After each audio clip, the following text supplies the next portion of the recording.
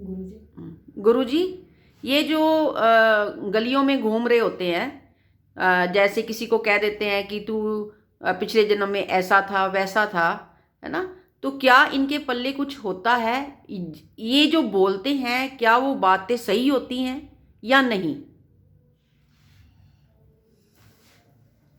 देखिए, बाहर से कहना बहुत मुश्किल है कि उनके पल्ले में, किसी के पल्ले में क्या है, क्या होता है, नहीं होता है। किसी के बारे में भविष्य बता देना बहुत कठिन होता है, पीछे की बातें बताना आसान है। एक तो कुछ साइकोलॉजिकल ट्रिक है, दूसरी बात क्या होता है कि कुछ शक्तियाँ भी ऐसी होती हैं जो बताती हैं, ऐसी कुछ साधनाएं हैं। तीसरा, ज्योतिष के आधार पर भी लोग बोलते हैं। चौथा, जो लोग बहुत ध्यान में गहरे चले जाते हैं, उनका मन शांत होता चला जाता है, तो वो आपकी तरंगों को पकड़ के भी चीज़ों को कह देते हैं। चौथा सबसे श्रेष्ठ है। दूसरी बात, कोई व्यक्ति यदि सिर्फ भीख मांग रहा है, साधारण स्थिति में रह रहा है, तो हमारे मन में अक्सर ऐसा आता है कि इसके पल्ले में यदि हो तो ये ऐसे क्यों घूम रहा है। जरूरी नहीं है कि हमारा थर्मामीटर ठीक हो। अब ऐसा समझिए कि 2007 में अर्धकुंभ लगा था इलाहाबाद में, तो मैं गया था। तो एक 45-46 साल के युवा सन्यासी से मेरी भेंट हुई। अब उन्होंने 3 दिन से कुछ नहीं खाया हुआ था, क्योंकि उन्होंने व्रत लिया हुआ था कि कोई दे जाएगा तो खाएंगे, नहीं तो नहीं खाएंगे। समझ लीजिए। अब आप कहेंगे इसका क्या मतलब है?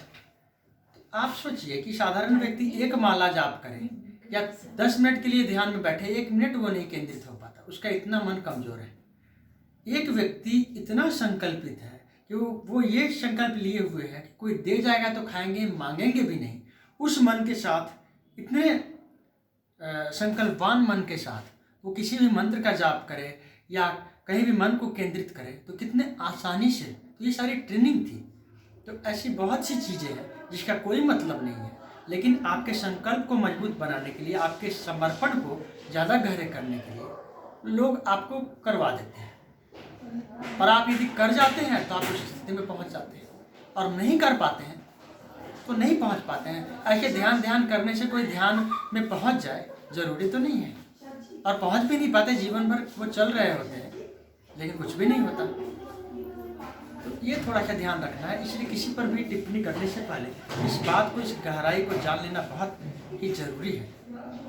तो कई तल है ना, एक भक्ति का तल है, भाव का, एक ज्ञान का तल है, ज्ञान योग, एक शरीर का तल है ना, जो शरीर पर काम कर रहे हैं लोग, गर्मी ठंडी से आ रहे हैं। हो सकता है कि आपके इतना वो बहुत परिष्कृत उनका व्यक्तित्व ना हो, लेकिन अब ठंडे में कोई व्यक्ति बैठा है सुबह से शाम तक, और आप सुबह ठंडी में रजाई से उठ नहीं पाते हैं, कोई चीज़ तो उसमें है, कोई संकल्प। और उस संकल्प को लेके शायद वो साल भर में, जिस किताब को पढ़ने में आपको 10 साल लग गया, शायद साल भर में वो पढ़ ले। तो कई तरह के स्टेजेस होते हैं, 4 तरह की चीज़ें होती हैं, जिसमें एक भाव की साधना, एक ज्ञान योग हो गया, और एक शरीर तल की चीज़ें, और चौथा इसके पार मिस्टिक स्कूल, है ना। और तीनों को मिला के ही लोग करवाते हैं, जो चौथे तल का व्यक्ति है। समझ लीजिए इस बात, ये चीज़ें हैं। बहुत अच्छा, थैंक यू।